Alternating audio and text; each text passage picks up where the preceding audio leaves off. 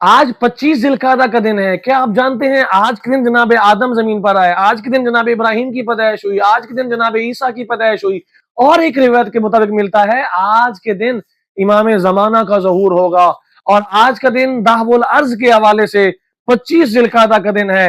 آج ہی کا وہ دن ہے جب ہمارے لیے یہ زمین کا بچھونا بچھایا گیا، جب ہمارے لیے اس زمین کو فرش بنایا گیا، اور آج ہی کا وہ دن ہے کہ جب خانہ کعبہ کے نیچے زمین کو بچھایا گیا. 25 ذوالقعدہ کا دن ہے.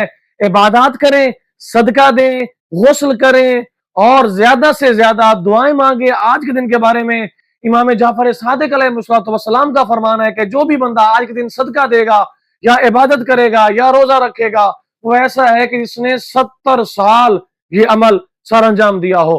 آپ سب کو دعوت عبادت ہے، آئیے اللہ کی بارگاہ میں 25 ذوالقعدہ کے حوالے سے عبادات میں مشغول ہو جائیں.